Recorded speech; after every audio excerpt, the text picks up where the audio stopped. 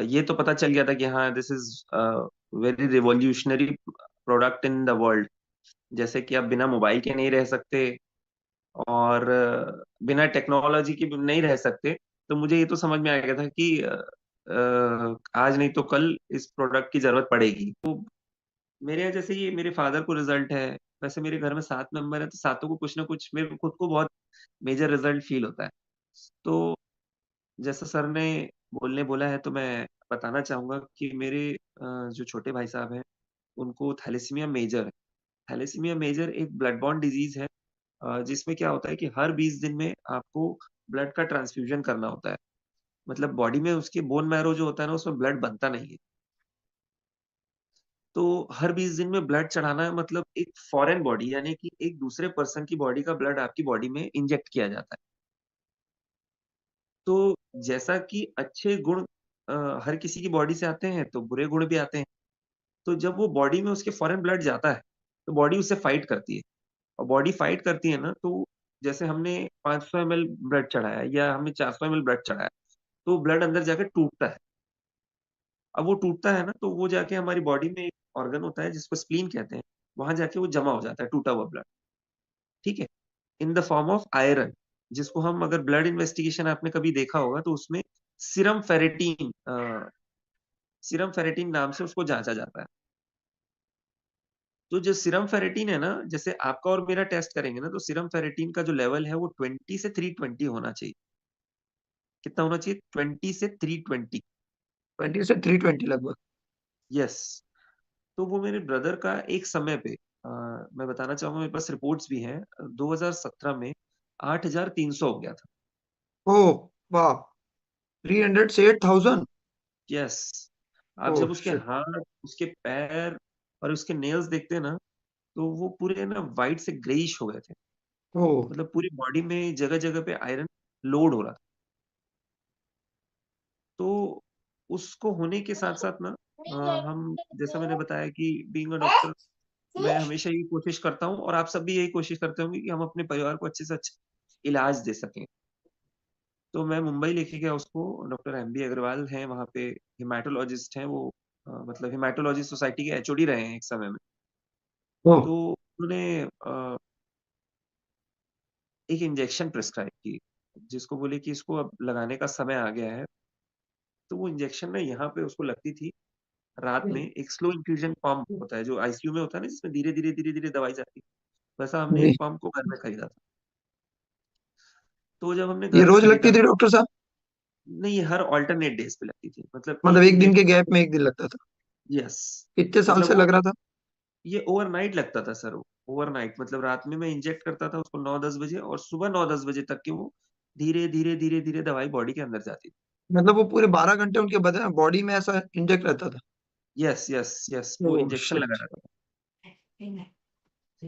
तो ऐसा मैं 2017 से कंटिन्यूअस कर रहा था, कंटिन्यूअस। मैं बीच में बहुत परेशान था, क्योंकि कोविड के टाइम पे वो इंजेक्शन मिल नहीं रहा था। बाहर से आता है, फॉरेन कंट्री से आता है। और एक दिन में 4-4 वॉइल इंजेक्शंस उसको इंजेक्ट किए जाते थे, हर तो कितना ऑल्टरनेट डेज पैसे पे लगते चार। थे डॉक्टर साहब?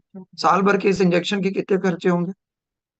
सर वो ना, एक वॉइल 250 रुपए का आता है लगभग, और एक दिन में 4 वॉइल लगते हैं उसको। तो आप समझिए कि ये 2.5 से 3 लाख रुपए का एक्सपेंस है पूरे साल का। 2.5 से 3 लाख रुपए पूरे साल का केवल इंजेक्शन का? सर क्योंकि आप देखिए ना, अगर आप उस आयरन को रोकेंगे नहीं ना, तो वो आयरन जाके जमा होगा हार्ट में, लिवर में, किडनी में। तो अगर वो हार्ट में जमा होगा तो वो हार्ट अटैक क्रिएट करेगा। अगर वो किडनी में जमा होगा तो किडनी फेलियर। अगर लिवर में जमा होता है तो लिवर फेलियर। अगर ब्रेन में जमा होता है तो वो, मतलब वो इतने इंपॉर्टेंट और वाइटल ऑर्गन्स में जाके अगर जमा होता है, तो बहुत रिस्की होता है वो सब। तो हमको उसको निकालते निकालते ना, हम 2019-20 फिर दोबारा गए सर के पास कि देखते हैं कि क्या रिजल्ट्स हैं। हालांकि मैं बीच बीच में सीरम फेरेटीन कराता रहता था, तो उसका सीरम फेरेटीन थोड़ा बहुत फ्लक्चुएट होता था इंजेक्शन लगाने के बाद। और लगभग वो फ्लक्चुएट होते होते 5,000, 5,500 तक आ गया था, 8,500 से। तो हम लोग खुश थे कि मतलब, यस, मतलब ठीक है, ये रिड्यूस हो रहा है। तो हम लोग की एक होप थी कि ये अगर मैनेज भी हो जाएगा तो भी चलेगा हमको, क्योंकि थैलेसीमिया पेशेंट को 2-2,500 तक की को हम लोग ये समझते हैं कि वो मैनेज्ड है। मतलब मैं डॉक्टर साहब, बोला था आपको, आप इस बात को मान चुके थे कि अब इनको लाइफ टाइम इंजेक्शन लगाना पड़ेगा, ये आप मान चुके थे? यस यस, हम लोग तब तक के लगाना लगाना मान चुके थे जब तक कि उसकी 2-2,500 तक नहीं आ जाती सर। ओके। और क्योंकि दो ढाई 8,000 हजार से, इंजेक्शन के दरमियान 8,000 से 2,500 आया कभी? सर कभी नहीं आया वो। कभी नहीं आया? मतलब नहीं नहीं, हम चार और हजार तक पहुंचते थे, 3,500 तक पहुंचते थे। और सर से जब बात करते थे तो सर बोलते थे नहीं, अभी और लगाइए, इसको और यूज करिए, हमको थोड़ा समय और दीजिए, हम उसको और अच्छा रिजल्ट लाते हैं। तो हम यही बोलते अभी थे कि 2-2.5। अभी फिलहाल कितने टाइम से आपकी ब्रदर और आपकी फैमिली कैंगन पी रही है? सर 2.5 साल हो गया लगभग उसको कंज्यूम करते 2.5 साल करते। से? अभी उनका इंजेक्शन कब लगता है, कब कब लगता है? सर मैं बताना चाहूंगा इस वाव के माध्यम, वाव मंच के माध्यम से, कि मेरे पास मतलब मैं डेट तक नहीं बोलता हूँ उस रिपोर्ट की। 12 दिसंबर 2022, यानी कि मेरे को अपनी फैमिली को कैंगन देते देते सिर्फ 5 महीने हुए थे सर। जिंदगी में पहली बार उसकी रिपोर्ट सर 3 डिजिट में आई थी। हो, 3 डिजिट मतलब कितना? इन द सेम ईयर जिस दिन मैंने लगाया था device, in the same year जिंदगी में पहली बार उसकी रिपोर्ट 3 डिजिट में आई थी। मतलब और वो रिपोर्ट 1000? थी 780। मतलब आज के डेट में ब्रदर की आपके इंजेक्शन बंद हो गई है? यस, 1000 के नीचे अगर फेरिटीन लेवल है तो injection is not recommended according to doctor, ओ, मतलब जो उसके स्पेशलिस्ट हैं। जबरदस्त। मतलब आज कितने साल से उनको इंजेक्शन नहीं लगा रहे आप? कितना कितना टाइम हो गया होगा? सर लगभग लगभग 2 साल हो गया, 2 साल होने जा रहा है, मतलब इस जनवरी से 2 साल हो गया उसको, कि हमने सर इंजेक्शन नहीं लगाने का पर्पस ये है कि पहली बार जब वो 3 डिजिट में पहली बार आई थी 700, उसके बाद ना एक क्यूरोसिटी आ गई कि देखते हैं कि और कितना कम हुआ है। तो जब हम हर 3 महीने में टेस्ट कराते हैं सर, तो वो कभी 550, 450, और लगभग सन 2024 से उसकी जो है रिपोर्ट वो नॉर्मल रेंज में आ रही है सर, मतलब तो जब 280, 290। अभी उसकी टेस्ट कराया था मैंने तो उसकी 356 थी सीरम फेरिटीन। वाह, जबरदस्त। एकदम रिसेंट मतलब 3-4 दिन पहले की ये रिपोर्ट है। ये प्रोडक्ट से आपकी मम्मी को कैंसर में रिजल्ट आया, पापा को डायबिटीज में रिजल्ट आया, वाइफ को वेरिकोवेंस में रिजल्ट आया, भाई को थैलेसीमिया में रिजल्ट आया। मतलब फिर से आपसे एक बार 4 लाख रुपए लेना बनता है एक मशीन के लिए और, नहीं है? सर, 4 लाख की वैल्यू ही नहीं है सर। 4 लाख की कोई वैल्यू नहीं है। अच्छा डॉक्टर साहब, जब आप ये मशीन नहीं लिए थे तो आपको ये मशीन महंगी नहीं लगी? नहीं सर, महंगी तो बहुत लगी थी, मतलब ऐसे हमारा माइंड जो जाता है वो आरओ से ही कंपेयर कर पाता है इसको उससे, क्योंकि ऊपर की टेक्नोलॉजी पानी की दुनिया में नहीं है। घर पे राइट। अगर अच्छे से अच्छा आरओ भी लगाया जाए तो 30-40 हजार में आ जाता है सर। और आपको जस्ट एक डिजिट, एक जीरो और बढ़ाना है उस पे, तो डेफिनेटली वो महंगी लगी थी सर।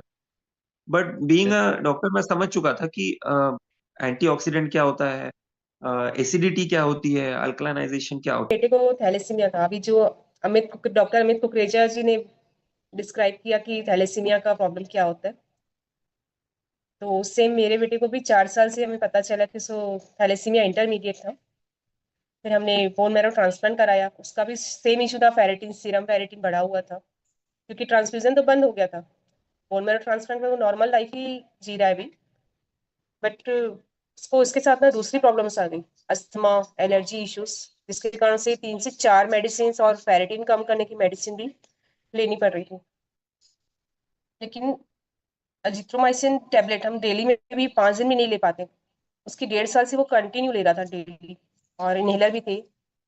लेकिन कैनगेन यूज करने से 15 दिन में उसका पंप भी बंद हो गया और सारी मेडिसिन बंद हो गई थी एलर्जी की। कितने दिन में? 15 दिन में से। 15 डेज में?